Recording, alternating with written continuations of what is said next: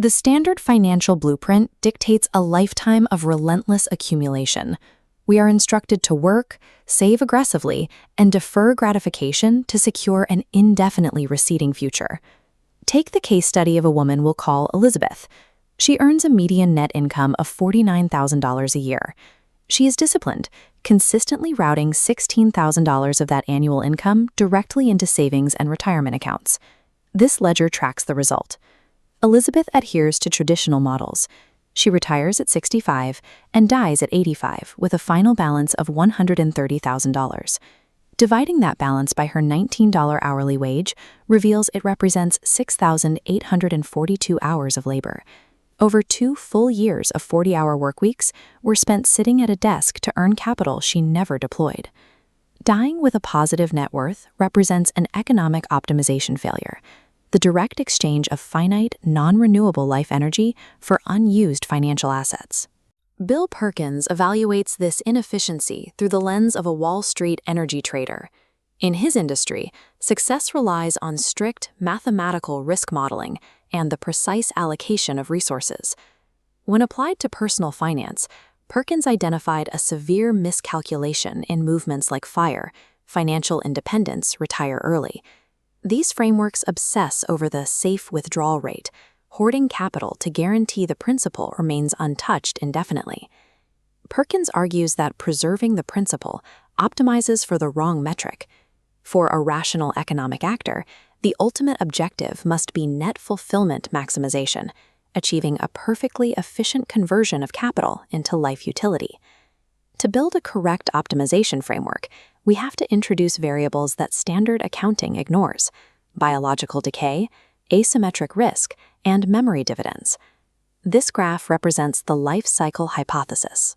It dictates that to maximize utility, a rational individual should borrow money in their lower-earning youth to smooth out their consumption across their entire lifespan, rather than restricting their lifestyle to match their early income. Traditional finance rejects this, assuming capital is the only asset yielding a return. But we must map a second variable here, EROI, or emotional return on investment.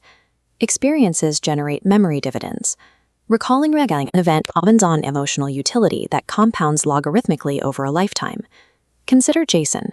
At 24, working as a low-paid clerk, he borrowed high-interest money to fund a 3-month backpacking trip across Europe.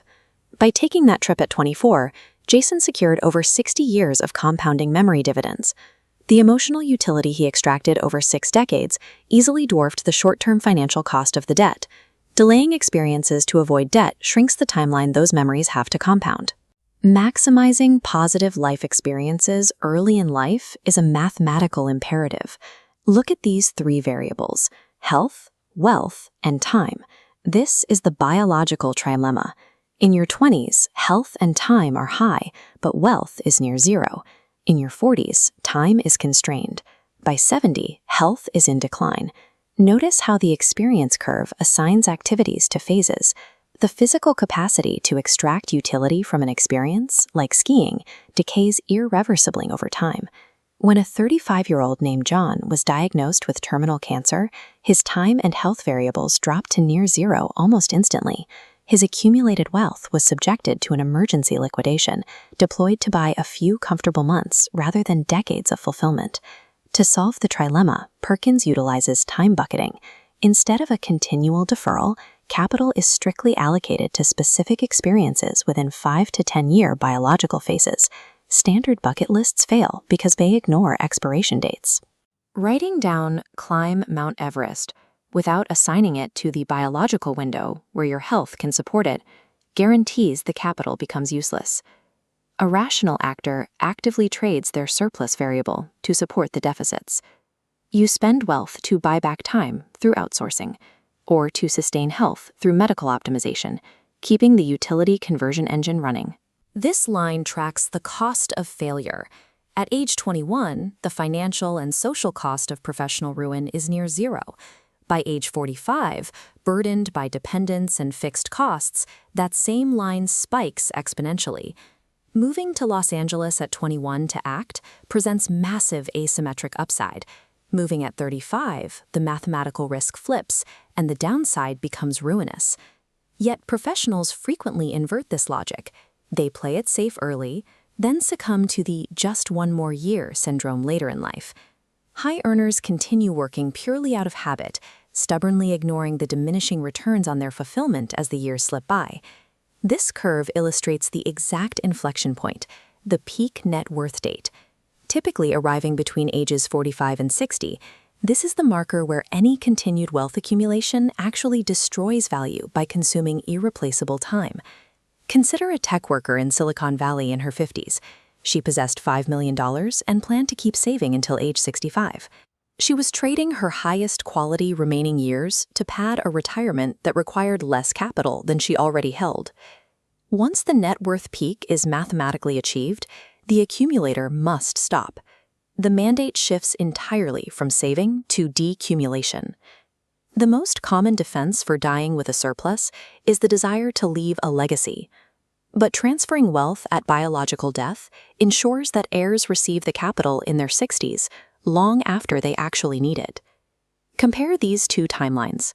The biological phase of peak capital utility is the launch window, between ages 26 and 35. Capital deployed during this window acts as a force multiplier. It eliminates compounding debt, funds business ventures, and secures housing during the years when those assets yield the highest lifelong return. An entrepreneur who withheld startup capital from his son until his death discovered the cost of this delay. By the time the son inherited the millions, he had already struggled, failed, and grown bitter. The window for maximum leverage had closed. The final barrier to the decumulation phase is longevity risk. It is the rational fear of outliving your capital.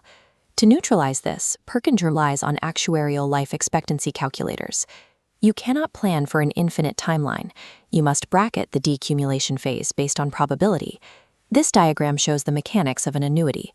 For the worst-case longevity scenarios, you trade a lump sum of capital to an institution in exchange for a guaranteed infinite line of income, alongside long-term care insurance to cover late-stage medical decay.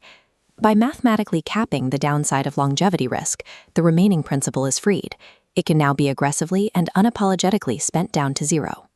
Rational actors recognize that they are optimizing for three simultaneous lives: the present self experiencing the moment, the future self requiring security, and the remembered self extracting emotional dividends. The protocol is sequential. You smooth your income in your youth to fund experiences. You execute asymmetric risks when the cost of failure is negligible, and you prioritize the compounding curve of memory dividends.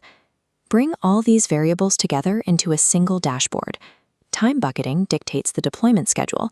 The net worth peak triggers the pivot, and the wealth curve descends, hitting exactly zero at the biological end of the timeline. At the apex of the curve, excess capital is transferred to heirs precisely when their utility leverage is highest, leaving the remainder to be exhausted entirely on lived experience. Contrast this calculated, dynamic extraction of value with Elizabeth's baseline. Over 6,800 hours of labor were traded for numbers in an account that she physically could not take with her. A final balance of zero marks the 100% efficient conversion of finite labor into human fulfillment. It is the definitive evidence of an optimized life.